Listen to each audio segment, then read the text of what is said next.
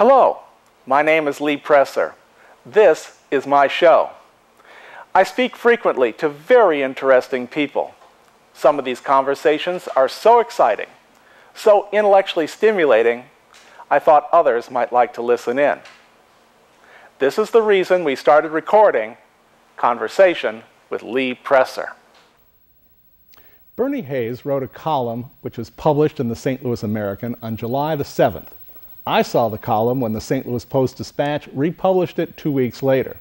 Mr. Hayes writes, "Statistics reveal that victimization of African Americans from violent crimes such as murder, rape, sexual assault, burglary, and robbery are committed by African Americans. We live with these facts, and to a certain extent, we accept them. But what if these crimes were committed by whites on our community? What would be our response? Would it be outrage, anger, rage, and a call for justice and retaliation? If so, why is it not the same reaction from the community against its own?" Several paragraphs later, Mr. Hayes asked the question, do we hate ourselves?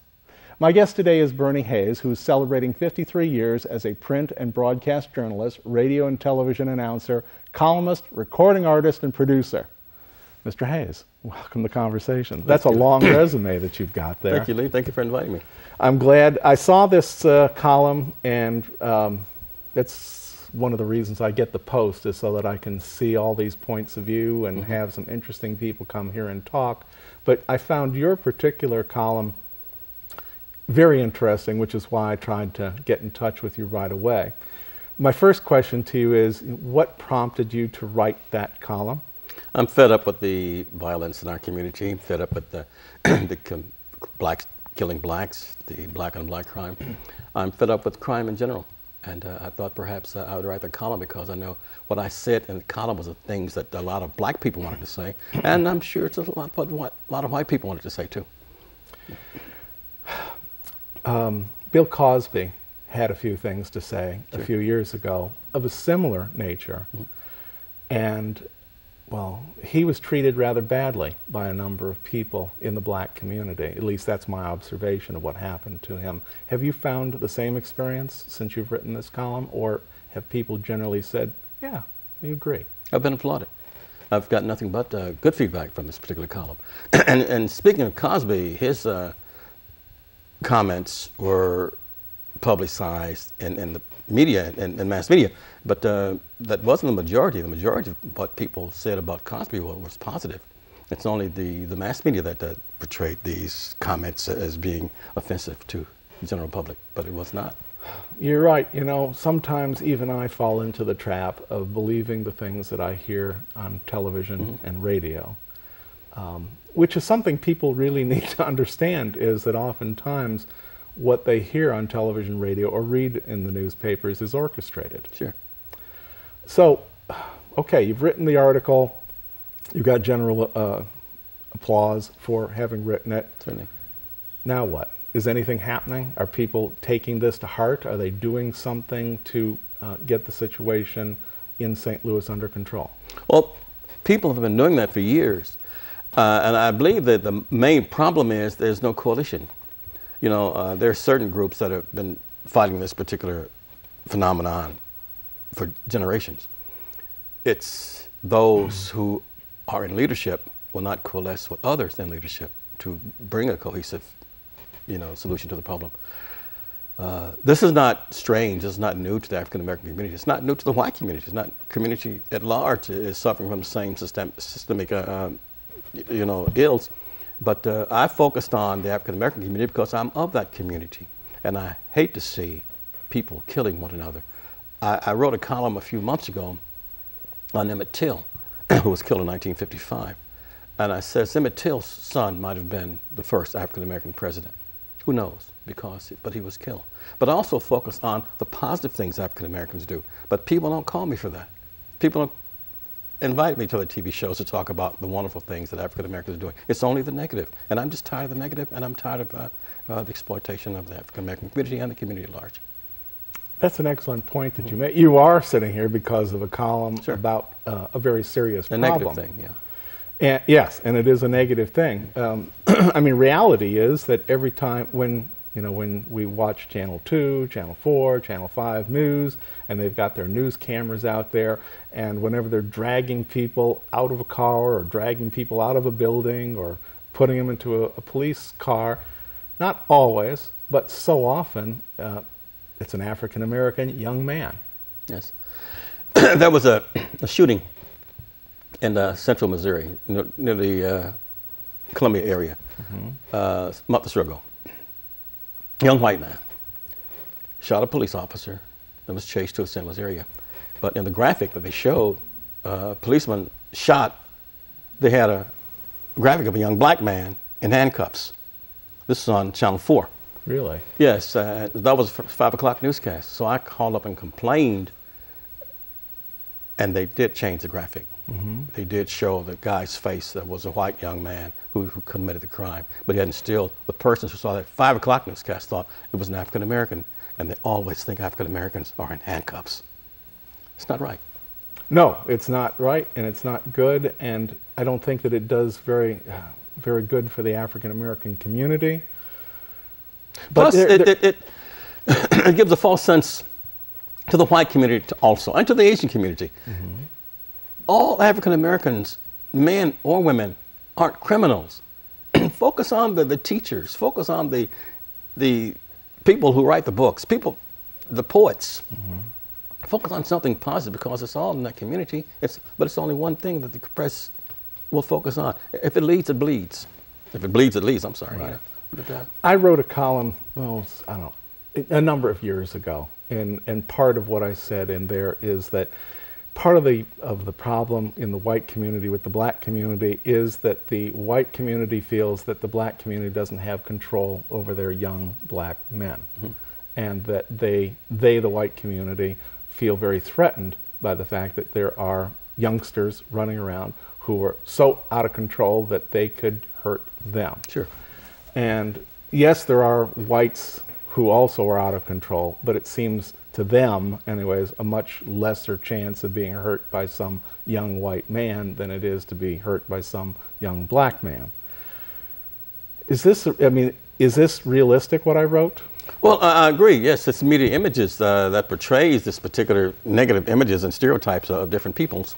You know, Lee, what I would like to see, more white people write about what I wrote about, the same subject matter. And I believe, and I've told people this a long time ago, if white people spoke out against black crime, it would stop them there overnight. It would stop immediately, without a backlash, because you're saying what we're saying all the time in our own community. When I wrote that column, it was not to say, well, I'm really going to get these people on their high heels and come out and stop all the crime and commitment. But I wrote that because it was saying, like I said early in this program, it is saying what I know that you perhaps wanted to say, what your staff here wanted to say, what Ledoux wanted to say, what the Creve Coeur wanted to say, and will not say it because of the persuasion. But it's all needed. Every community needs to talk about the crime in the African American community and also in South St. Louis also. So what is it, what steps should we take in order to at least begin to solve this problem? Because I'm not of that community. Sure. And you're an older man, so you're really not of that young community, so you don't really know, unless you've talked to these folks on a regular basis, what their thinking is. But I hear stories that some young men, I don't expect to live to be 25, or I don't expect to be 30 years old, so today's a good day to die. What is it that we are going to do to change that attitude? Well, you better change the videos. Right. You've got to change the rap mentality. You've got to change that culture. You've got to get into the culture and try to tell them, have Nelly or somebody advertise suspenders. Have Snoop Dogg advertise suspenders, something that's positive instead of the negative images that they portray. You've got to show them that it's good to be educated. It's good to go to school. It's good not to kill one another. Maybe you can live to be 75 or 100 years old, Right. But it's the videos. These rap videos are what, 15-minute commercials? Oh, for behavior, for a certain behavior pattern. Certainly, because that's what advertising is. And the more you repeat that advertising, the more you buy into that culture and the more you buy that product. And that's all it is. And I think the music videos that are showing these negative images to the African American community and to the Hispanic community should be cleaned up. I think deregulation through the Reagan years and through Powell, I think it was the worst thing that could have happened. I think the movie industry, when they showed Boys in the Hood and these other colors, the movie colors, I think that was one of the worst things that could happen to African American, to the African American mind. Is what, that they see this they particular portrayal to Precisely. which young people go like, they almost And they start to glorify aspire to it. It's glorified, yes. Right. It is. You also, in your article, listed a number of names of people that you respect. Certainly. And I went ahead and I looked up each one of those names and did a Google search of that and read about these people, most of whom, you know, had great accomplishments, and I think most of whom, you know, lived in intact families. Sure. And had religious beliefs and were part of a religious community. Is that part of the problem today, as you see it, that there is not a lot of intact families in the crime areas? Well, that's part of the problem, but it's a minute problem. It's a minute part of the problem. Is it? Okay. Yes, and I think a major part of the problem is that the clergy is not getting to the community. I think they're more satisfied to preach their sermons or in the masjid or the mosque or the holy place on Sunday as opposed to getting out into the community during the week. They can have so much influence because we're all spiritual people. We're not religious, but we're certainly spiritual. And I think that spirit can transcend what's happening in the community if they got out among the people and showed that. I'm talking about the rabbis. I'm talking about the preachers. I'm talking about everyone who's committed, who's considered a clergy person. I'm surprised to hear you say that the ministers are not getting out into the communities and trying to work with people. You can list perhaps a dozen who are community activists. Mm-hmm. The rest of them, they preach a wonderful sermon on Sunday or Saturday if it's Seventh-day Adventist, whenever they preach. When they do the mosque on Fridays, they do the masjids, so forth. But that's when they are connecting to the people. They're not connecting to the masses during the week. They're not connecting to the masses. Some of them have food banks on a certain day. Some of them have perhaps a health clinic, you know. But it's an everyday thing. It's an all-day thing. It's a 24-hour thing that they must be committed to the community and in the community among them. Mm-hmm. Have you spoken to some of these folks yourself and heard what they have to say for themselves as to why? All the time. I speak to them all the time. And what is their, I mean, it's a serious situation. They say they're doing it. They say they're doing it. They say they're doing it, yeah. Right. Well, I'm doing that, you know. And you know, there's a ministerial alliance and there's the Black Clergy Coalition and so forth, which they do, and they meet. And they meet, and I'll probably get castigated for this, you know, I'll probably get feedback from this, but they don't meet enough. And what they do, some of them are more committed than others. Some of them are committed to the church sermons, others are in the street. But perhaps there's a dozen that you can name that come off, you know, when you start talking about the activist preachers, the activist rabbis, the activist imams. Mm-hmm. Only a few names emerge, and that's the problem. Okay, what about the political community? Are they involved in solving problems or simply getting reelected?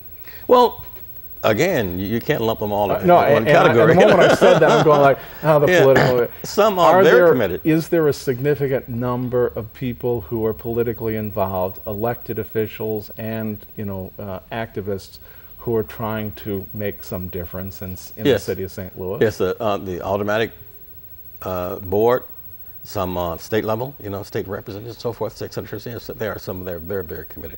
Some are more committed than others. Some are more active than others, but they all meet with their constituency on a regular basis, and they all have the same problems. But they're so busy trying to get monies for their particular wards or districts and so forth that there's a divide there. They're divided and so forth, and that becomes competitive in a sense also. But they all want the same thing. They all want jobs. They all want to better their communities and so forth. But the monies are so tight. That's the thing they'll tell you, that they're concentrating on getting funds and being sustainable.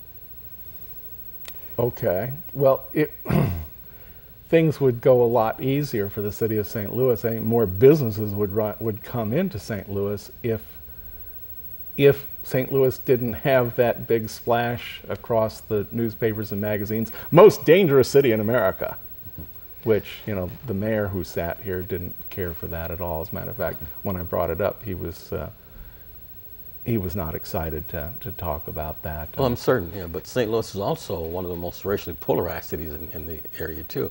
Why is that? Well, I mean, I come from Cleveland, you come from Chicago. Yeah. I mean, Cleveland seemed fairly polarized too, but I hear that all the time, and I've lived in and out of St. Louis, you know, for a couple of decades. So It's miseducation. Say again? Miseducation. Okay. Some people teach their children as they're at a very young age. You know, the parents are the first teachers. They teach them that certain people aren't any good. They're below them. They're beneath them. They're not morally standards. You know, and this is what's taught. And St. Louis is a very racially polarized city.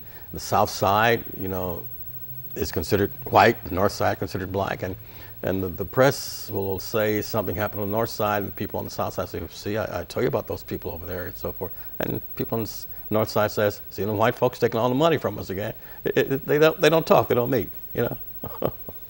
Sometimes. Well, okay, but today, that was then. Yeah. Today It's is still today. today. Well, I mean, today's today. Yeah. What is it that can be done in order to? Is it possible? I guess is the real question to bridge that gap. Well, you got to be committed. You got to want to do it. I think a lot of your elected officials or public servants are very happy with what they're doing right now and just want to be reelected. But some of them are totally committed to making change, positive changes. Getting them all together at some time, that's perhaps difficult. Mayor Slay, Francis Slay, is not well respected in certain communities, and he's highlighted in other communities. You know, so it's still a divide there, not only racially, but politically. You know, so.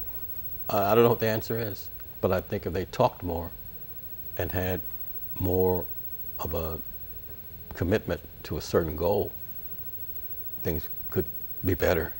But I just think everyone is kind of faring for themselves, in my opinion. And I hope I'm not, I'm dropping my voice too much. I hope your sound engineers aren't going nuts. Yeah.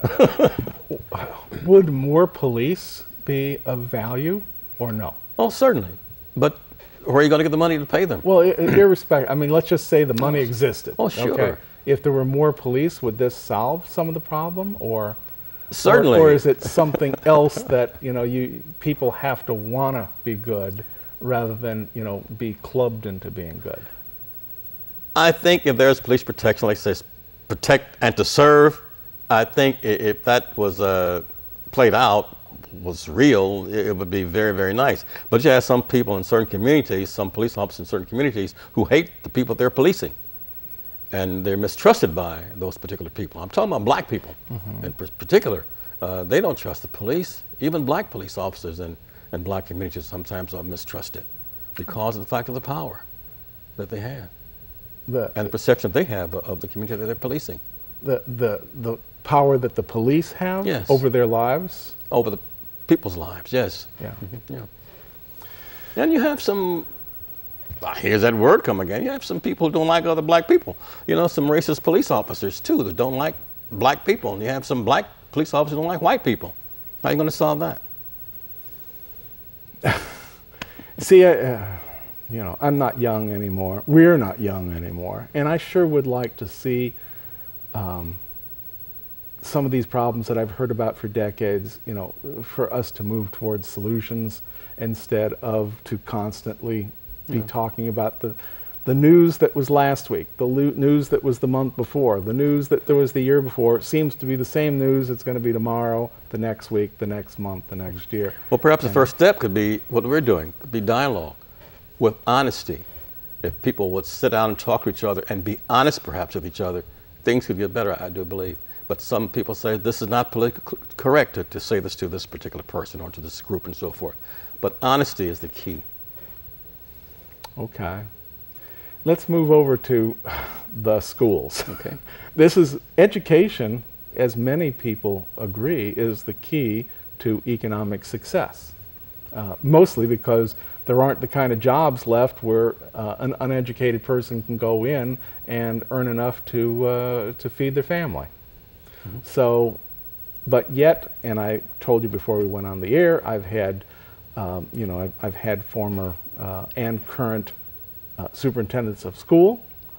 I've had members of the appointed school board. Of the appointed Not school the elected board. school board. No, I had Eddie Davis Okay. was here. He wasn't a member then, but he had been a member previously. Years ago, yeah. That's right. And you know, we've had and I'm forgetting her name, and I'm sorry. Donna Jones? No, a woman who currently works for the school system, and she deals with homeless students. Apparently, they have a whole department that just deals with the homeless. And so we've had a pretty thorough discussion here about issues involving the school. And when the president of the appointed board, Rick Sullivan, was sitting right there in that same chair that you're sitting in, and he was going on and on about all the good things that the appointed board is doing and how the school system is moving towards getting its credentials back from the state. And I let him go for a while, and then I stopped him and I said, okay, well, if all this is happening, how come you still got 50% of your children dropping out? And of the 50% that are graduating, half of them hardly can read and write. Now, do you have anything to add as to what's going on in those schools? Certainly. First of all, the elected school board is just totally ignored by the appointed board and by the superintendent, which, is his job. The state really runs the St. Louis Public Schools. But when you have children who don't have access to a computer in kindergarten, first and second grade, but you do have, say, in Ladue and the other school districts, that makes a big difference. When you have teachers who are making more money in St. Louis County than they are in St. Louis City, that makes a big difference for commitment. When you're making, when you have different support systems in different school districts, other than in Wellston, other than in St. Louis, that makes a big difference. Riverview Gardens, they don't get the same monies that they do in Clayton. Fergus Jones was on my TV show recently. And he says if it was up to him, he'd make all of these districts one. So they'd all get the same services and same monies. And it'd be equitable. I'm sorry. Go ahead. A few years ago, guest. This same problem came up in University City. Rosie Dottie was the superintendent up there. And the community was outraged when they found out that the African American children in the University City School District were not on track A, the first track. They weren't allowed to participate in some of the programs that the young white children in universities was in. The honors program, it was called. Track A was honors? The honors, yes, that was the honors track. All of the white children were on the honors track. All of the African American children were on the sub-tracks.